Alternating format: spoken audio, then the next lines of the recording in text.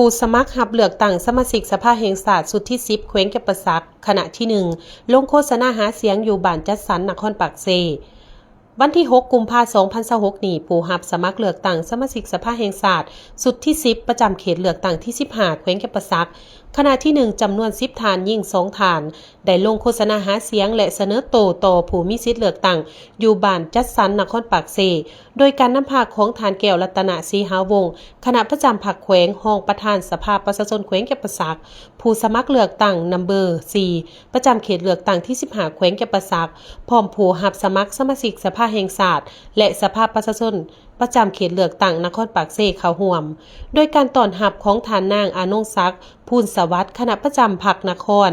ประธานแนวรักษาศาสตร์นครปากเซมีฐานนางดร.พงษ์พันธ์วิรพันธ์หัวหน้าคณะสมาชิกสภาประชาชนแขวงประจำนครปากเซผู้ประจำการคณะกรรมการเลือกตั้งนครปากเซ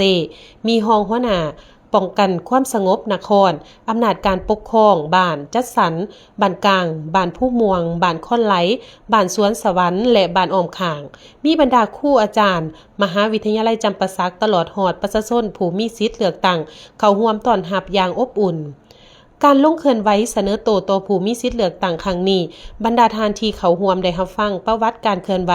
โดยหย่อของผู้สมัครสมาชิกสภาแห่งชาติแต่นัมเบอร์1หานัมเบอร์20จากนี้ผู้สมัครรับเลือกตั้งคณะที่1จำนวน10ฐานได้พัดเปลี่ยนกันเสนอสื่อและประวัติการเคลื่อนไหวของตนเองพร้อมทั้งเสนอจุดประสงค์ในการลงเคลื่อนไหวซึ่งได้เริ่มจากผู้สมัครนัมเบอร์1หานัมเบอร์10ตามลำดับจากนั้นผู้สมัครรับเลือกตั้งสมาชิกสภาแห่งชาติและสมาชิกสภาประชาชนแขวงยังได้เรียกร้องให้ผู้มีสิทธิ์เลือกตั้งจงได้ร่วมจิตร่วมใจเข้าร่วมขบวนการเลือกตั้งในครั้งนี้ให้กลายเป็นปางบุญใหญ่ของชาติเลือกได้ผู้สมัครที่มีมาตรฐานเงื่อนไขมีความรู้ความสามารถมีวิสัยทัศน์ที่กว้างไกลเพื่อมาเป็นตัวแทนให้แก่ประชาชนเข้าไปอยู่ในสภาทั่วนครปากเซมี42บ้านมีหน่วยปอนบัตร67หน่วยในนั้นมีหน่วยปอนบัตรประจำที67หน่วยมีหน่วยปอนบัตรเคลื่อนที่66หน่วยมีพลเมือง 84,007 คนหญิง 42,696 คนมีจำนวนผู้มีสิทธิ์ปอนบัตรเลือกตั้งตัวจริง